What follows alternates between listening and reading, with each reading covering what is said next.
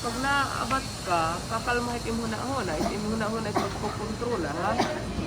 Kukontrol ito imuna-huna para nailog kahit sobrang asul.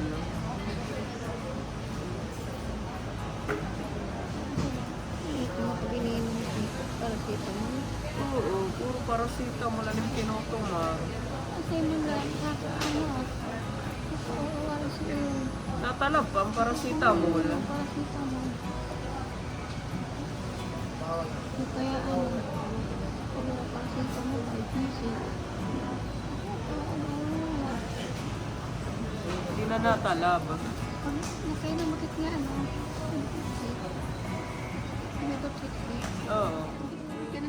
Waray, tahu ya di Clopina. Ito Rico si Maida dida. Methotrexate. Ha? Methotrexate.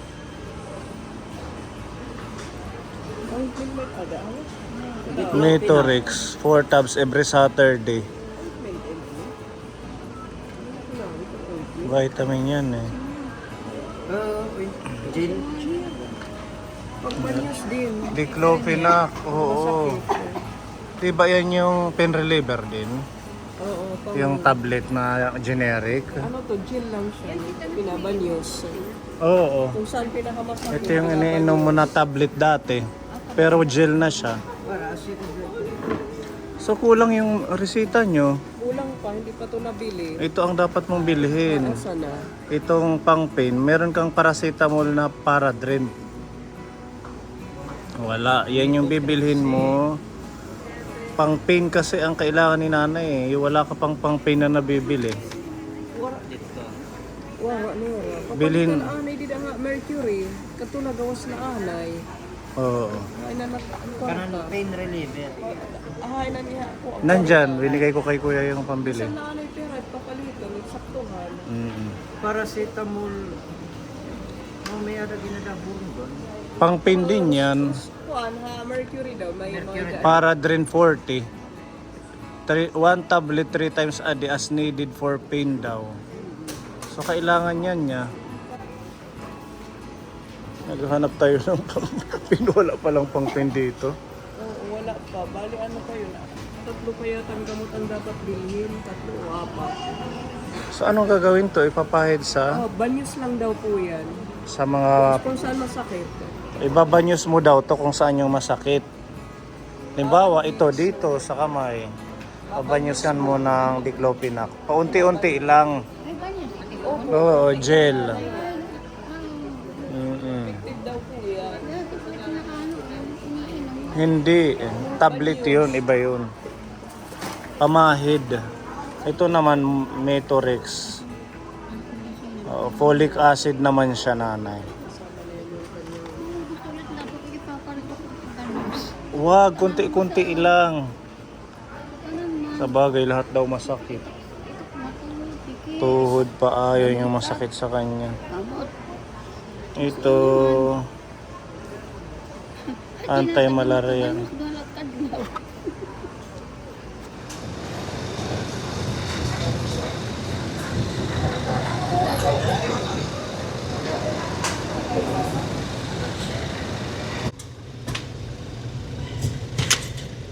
Kuan din po to.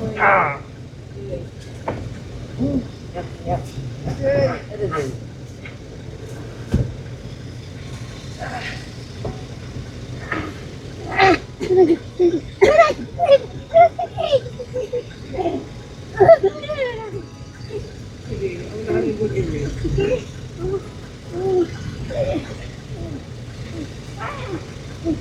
May ipit yung paa niya.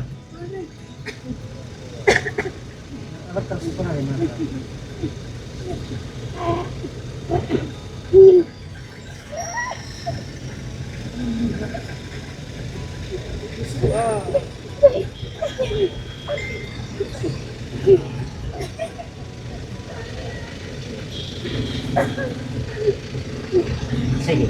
Sige. Sawa?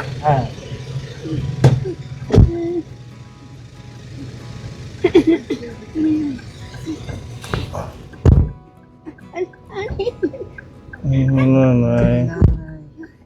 Relax lang. Inuot ka na. Gihinga, inhale, exhale. Inhale, exhale, nanay. Kalma, kalma.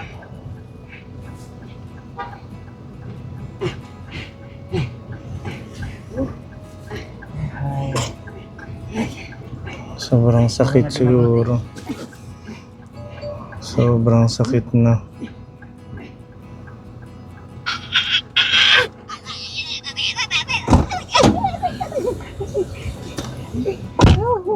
Baka naipit yung isang paa. Sandik, sandik. Mm.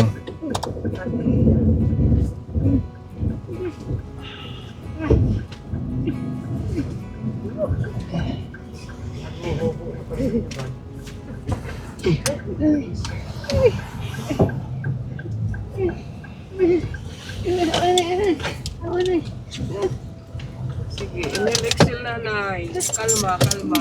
Mm. Oh, relax lang. Kalma, nanay, kalma.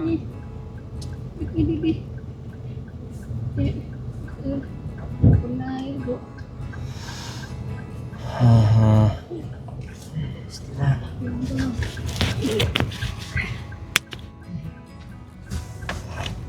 Ano, okay na makakaupo ka kuya. Bakit na sipit andun sa labas? Dinadaan. Wala na din. Naiwan yun. Parang yung kaibigan ko kung sumakay ng train, iniwan ng tsinelas. Mahiba. Wala din sinihilas. Mahina, di nakukuha na nila. Tingnan mo, para balikan doon sa may entrance ng hospital. Wala man din. Wala doon. Hindi mo basa. Ay, sa puyat at pagod. Sumakay ng kutsi, tinagal ng tsinelas. Hani. Para naman ditong gawas. Diyos me. Pwede naman pinurot. Wala naman mag-i-interest ako naman. Gas-gas na. Gininipis eh. Oo. Kumbaga hakuan di rin ang atangig takloban. Hindi na mailog. Yan, natapos po ang isang araw ng ating pagpapacheck up sa mga sinamahan natin, si Nanay Marilyn, si Nanay Stella, at saka si Maricel. Yan, at palabas na po kami kaponi ng downtown dito sa Tacloban kasi medyo magka-traffic na. Thank you kay Kuya Goring. Isang araw na na-board doon sa parking area. Talagang nandun lang siya sa parking area. Hindi naman siya pwedeng mag-SM kasi magtitipid siya. Kaya tiis-tiis na lang. Ano Kuya Goring? Wala namang pocket money. Wala. Ay, walang pera. No? Yun na yun. Magkape na lang tayo para hindi tayo antukin. Mas mga pa ngayon sir. Ha? Parang hindi katulad noon na ang dami talaga dito ng tao. So ito, bumawas na yung traffic na ito. Bumawas na po. Ganun pala. Hindi nagsasarado yung ano sa nuna ito. Day nila yun ano. Wali, kasi may limit yung pagdaan sa San Juanico kaya medyo naglaylo siguro yung mga tao na pumupunta dito galing sa ibang bayan ng Samar. Ang hawak niya.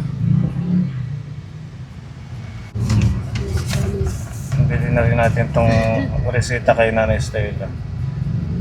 Good for 7 days.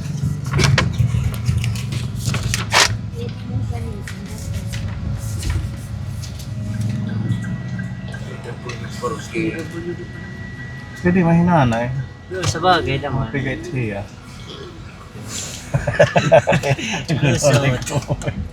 Lusot.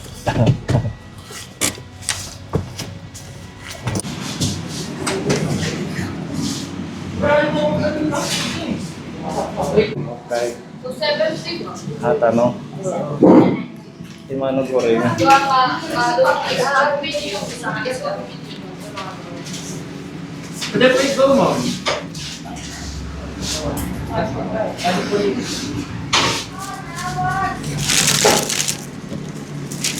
Thank you, Kuya. Okay ka lang dyan? Si Kuya Goring sa gilid. Sabi ng doktor na kailangan daw namin bumalik sa Huwebes para sa EEG niya. Tapos naman, sa pagkuha din ng result ng CT scan niya, kasi na-CT scan naman siya. So, hindi natin nagawang ma-EEG siya ngayon dahil maraming naka-line up. Oo, may mga pasyente kasing priority nila na kailangan din i-ECG. Kaya sa Huwebes na lang daw yung EEG niya. So, Sasabay ko na lang din yung pagkuha ng resulta ng Oo, CT scan. scan. Patingin ng ng papel mo. Na-confirm na Kapuni na talagang meron siyang global developmental delay. Yan po yung kanyang diagnosis. Galing na po yan sa neurologist kay Dr. Latorre. Yan po. Microcephaly. So, ang recommendation ni Dr. Latorre sa kanya, yun nga, yung cranial CT scan. So, nagawa na po natin to kanina. Kaso yung result, actually bukas pwede nang kunin. Bukas. Kaso Sinuggest malayo lang natin. malayo Oo, tayo. Sinuggest natin na isabay na lang sa 31 sa Sa pag-EEG. EEG. Oo, so, yun yung gagawin pa. Neonatal EEG, tapos At saka rin po, therapy. iti-therapy siya. Oo, kailangan daw siya i-therapy kasi yung kamay niya naninigas na habang tumatagal, parang tumitigas na yung niya. Kailangan daw ma-therapy siya kasi maagapan kasi yung yung katawan niya hindi kumpara sa months niya. Kumbaga dapat nga malaki-laki siya kasi 10 months na siya. Kaya kailangan daw i-therapy para maano yung mga So, niya. meron namang therapy center sa Borongan na sabi mo kay Doc, Oo. okay lang daw doon. Okay naman daw doon sa Burungan. Pag may doktor daw na nag-therapy sa mga Meron naman. Si Ma'am Dalia. sa mga bata. So yan po. At itong pattern na to Kapone, ito yung binigay sa kanyang, lagi mo tong dadalhin pag Oo, pag follow up, check up, at saka pag magpapa-check up ako dun kay Doktora Dilantar, dadalhin ko lang daw yan na head circumference. Oo. So, ito lang yung ulo niya Kapone. Ayan lang. Itong may dot dyan. Ang normal po ito. Nasa 34. Ayan, dapat kasi yung age niya pinagbasihan. So, ang liit, nandito lang yung ulo niya. So, i-check siya every follow-up check-up kung may pagbabago sa ulo. Kung lumalaki or kung hindi nagbabago.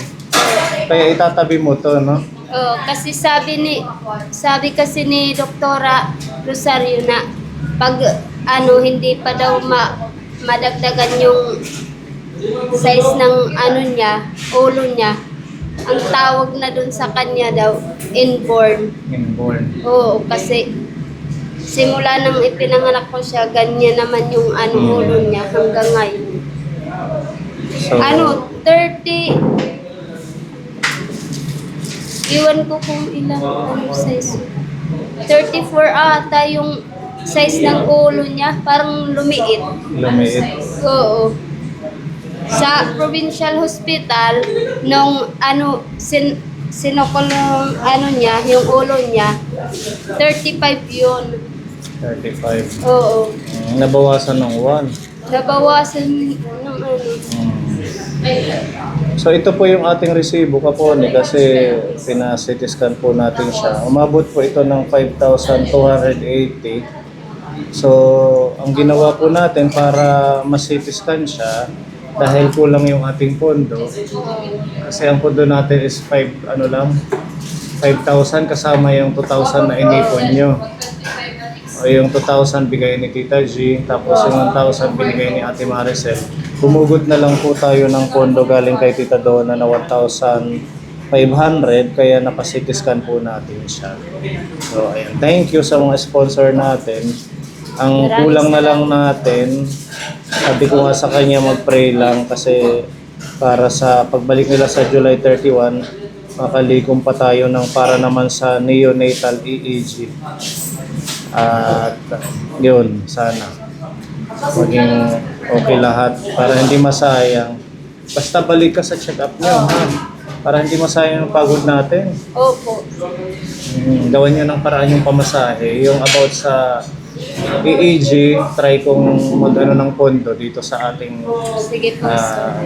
natitirang Kasi pondo ng gusto ating rin mga po namin na gumaling siya. O kahit naman hindi masyadong yung babalik sa normal yung niya. Yung magiging okay siya na hindi siya magsi-seizure. Yun kasi yung ikinatatakot ko yung mag-seizure. Sige lang, basta lang, agapan mo. Kasi dahil sa liit ng ulo. Ang liit nga. Oo. Ito. Okay. Parang walang liig na Yung buhok lang yung nakakalaki. Ay, zoom natin para makita ng ating mga kabuoy. 10 months po. Oo. 10 months na siya pero ang liit niya. Okay, so pahawakan mo tong mga papel. About dun sa therapy, pwede tayong manghi sa DSWD. Opo. Oo, alam ko nagbibigay sila every quarter yata ng pang isang buwan na therapy. Hindi ko lang sure kung ngayong bago na yung administration sa Borongan, yung mga bagong nakaupo, baka mas maganda. Oo. Matulungan siya sa pagpapatherapy buwan-buwan. Opo, sir. Okay? So, ayan, hawakan mo to. Thank you ka muna kay Tita Donna at kay Tita G, kay Ate Maricel sa pagtulong-tulong. Thank you, Tita J. Thank you, Tita Maricel. Sino pa yun yung Tita isa? Donna. Tita Donna. Maraming salamat sa tulong nyo kay Bibi. Ipa-CT scan ko na siya. Malalaman na din namin kung ano yung result ng CT scan niya pag bumalik kami sa Huwebes. Anong resulta doon sa X-ray? Ito po. Talagang wala na daw pong pag-asa kasi dumikit na yung mga buto-buto niya. Imbis na yung buto natin merong pinaka-spacer, dumikit na. Kaya wala na pag-asa. Tapos yung dito sa hips niya, imbis na tuwid, na gumanon, malikot. Kaya yun, gamot na lang daw ang pang pain reliever, tapos pang pang vitamins. Ganun na lang. Yun na lang ang So, sabi ng huwag mo na lang sabihin kay nanay. Baka siya, malungkot. Oo, parang dikit-dikit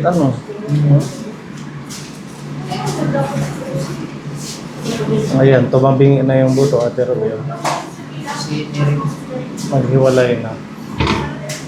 Siguro sa kakaupo niya din, hindi na siya nakakakilos. Kumbaga, na-permanente na yung buto. Ito saan naman asani? Sa knee. Sa tuhod. Dito.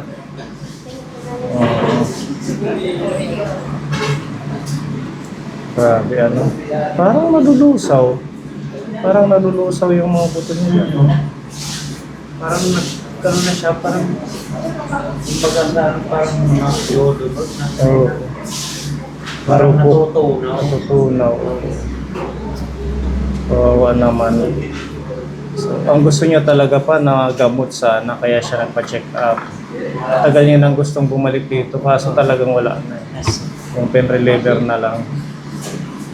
Basta yung mga natitira, ihingi mo sa city pharmacy natin, baka meron Meron silang pa naman kung natitirang pera, ibili ko pag... Oo, yun na lang ang dating na. paggamitan mo. Tapos pag hingi pa ako sa mga kapatid ko.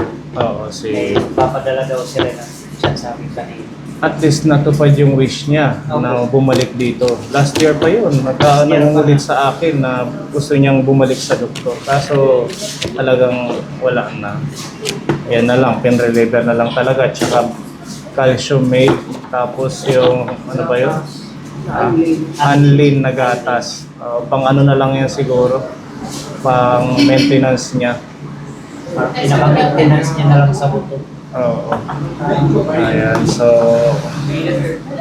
sa mga kapunin natin na tumulong kay Nanay Marilyn, salamat po. At si Nanay Estela, meron pa tayong pundo, Nanay, yung galing kay Tita, andito po. Asa na ba yun? Kasi nagpadala ulit si Tita Easy ng gusto niya tayong magpunta sa pulmonologist, kaya sinama ka namin. Meron kang pondo dito na 5,467.55 cents. So, hindi natin to nagamit. CT scan, 6,000. Hindi na siya yung pondo. Tapos yung isa naman, pulmonary test, 3,200. Nagbigay na lang si Doktora Esquivel, Doktora Iyaw ng medical certificate kapone para ihingi ng tulong. Siya na lang ang nagsuggest. Para ihingi ng tulong, makabawas dito sa total na pinakompute po kasi namin to kung magkano ang magiging gastos sa pagpapa-CT scan niya. 6,600 tapos 3,245. So, kulang yung pondo natin na 5,467. Actually, may pondo pa sa'yo na 1,500 yung dati, di ba? Okay lang yun, at least na gamit din. So, itatabi na lang muna natin to kasi i-continue natin to. Itong CT scan at saka yung pulmonary test. Kasi yun naman ang suggestion at recommendation ng specialista, pulmonology. At niresitahan na lang siya kapon eh. Ito na lang yung bibilhin natin dito sa pondo na meron tayo ngayon. Yung levofloxacin, 7 piraso. Tapos, ano ba tong isa? Montelukast, 7 piraso. So, bago tayo umuwi, may makita tayong pharmacy. Ibibili na lang natin siya para sustain itong resita. Yan ay Estela. Si Nanay Estela actually medyo severe din yung condition niya. Oo, butas-butas na yung kanyang lower part ng kanyang baga. Parang inanay na daw po yung kahoy inanay. parang kahoy na inanay, tapos yung anay na yon pinuksa, ginamot, pero yung bahay ng anay nandoon pa rin. Yun yung So nasa baga pa rin yung bahay ng anay. bali hindi na daw yun mawawala. Tsaka uyasan niya Babalik daw yung mga mauusok na lugar. Tsaka yung ano pa ba? Tapos kung ano daw resulta ng CT scan, doon magbabase si doc ng gamot na ibibigay sa kanya. Tsaka ng vitamins. So kaya kailangan natin to gawin. Tapos yung yung kanyang pulmonary test, doon daw pagbabasihan ni doktor kung gaano kakalakas yung kanyang hangin sa baga. Yung pulmonary test. Okay, sige. Tsaka hindi rin natin nagawa ito ngayon dahil nga gusto ko sana kahit itong isa lang pulmonary test, kaso sa 30 yung kanilang slot na bakante. So wala din. Wala man pwedeng kahit gusto kong isingit siya na makapag-pulmonary test ka, kaso wala na daw bakante. So pagsasabay na lang natin to. Hercules. Hindi, magliliko muna tayo ng makaano tayo ditong pondo ng 9,000 plus Oo. bago tayo mag-continue sa Saka pa kanya. tayo ng barangay indigency, makabawas. Oo. Yan. Hawakan mo to Ate Ruby, tapos mamaya pag nadaan tayo, bilhin mo na lang to para mabigay kay Nanay Estela. Ayan, maraming salamat po Tita Isi sa pagmamahal mo kay Nanay Estela. At sa lahat-lahat ng sumusuporta, maraming salamat po. God bless po sa inyong lahat. At least nakita siya ng pulmonologist. Yan, kailangan lang yan magawa yung mga request ng doktor sa kanya. Nanay, anong message sa ating Tita Izzy? Maraming salamat, Tita Isi, sa patuloy mong pagtulong kada isa amin. Maraming salamat. Diyos na ang nagtalik-loob sa kabutihan na binibigay mo kada isa sa amin. Salamat. And thank you kay Tita G sa sponsorship niyo po kay Mariana Krishna. Ang binigay niyo pong 2,000 nagamit po sa kanyang pag-CT scan at check-up. At kay Ate Maricel, salamat din po sa 1,000 pesos. At ganoon din po kay Tita Donna sa 1,500. At sa sponsor naman natin kay Nanay Estela, si Tita Izzy, yan, meron pa tayong tinatabi lang dito na po doon na 5,467. Then, ang sponsor natin ng pagkain for today, at saka snacks, bottled water, yung mga na-consume natin ngayon, galing po yun kay Ate Maricel ng United Kingdom, nag-send po siya ng 1,000. Then, kay Tita Mayang, 1,300 pesos. Nakapagkape kami ng masarap. Thank you po. At ganun din po ng panggas natin. Tita Fedy ng New Jersey, thank you po. Nakakonsume po tayo ng 3,000 Tita Fedy sa ating gasolina. Ano na ho yun, mula Borongan, tapos ngayon, pauwi na kami, nagpagas ulit kami ng 1,000. Kaninang umaga, nagpagas po kami ng 2,000. So, ayan. Maraming salamat po, Tita Fedy. At, syempre, si Tita G, sponsor natin ng ating driver, kay Kuya Goring. Pinapabigay ni Tita G. Salamat po, Tita G. Salamat po, Tita G. Meron na po akong vitamin.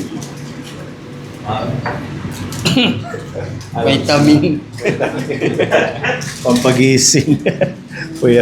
Mga puyat. Ayan, thank you so much po. Kapi tayo Kapone. Si Nanay Marilyn hindi na lumabas. Hirap na hirap siya kumilos na, tsaka iiakyat sa sasakyan. No? Tinatamad maglakad. Oo, kasi kunting sagi lang, sobrang sakit. Yung sa'yo, Nanay. Kain tayo. Sila kayo?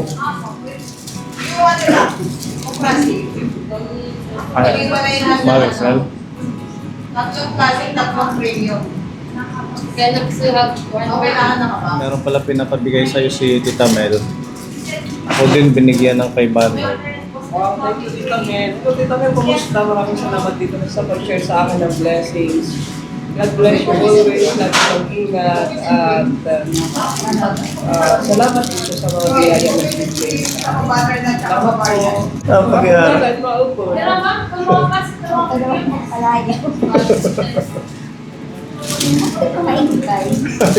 Liyain ko eh. Ato ay P5. Ato sa. Ato sa mitara niya.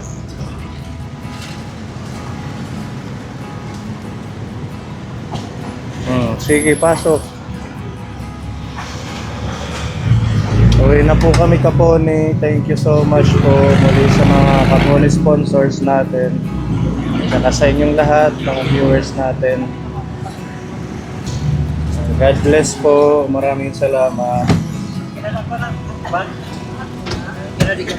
Okay. Nagpalit siya ng diaper. Okay na. Yan, medyo mahabang biyahe na naman to. 3 hours and 30 minutes. Hindi na yan iiyak kaya ininom naman yung kuhan. Ano? Pain reliever. Bye. Salamat po. Thank you. Nice Stella, bye-bye. Bye Vanessa. Ay Maricel. Bye baby. Bye Pogi. Feel na feel.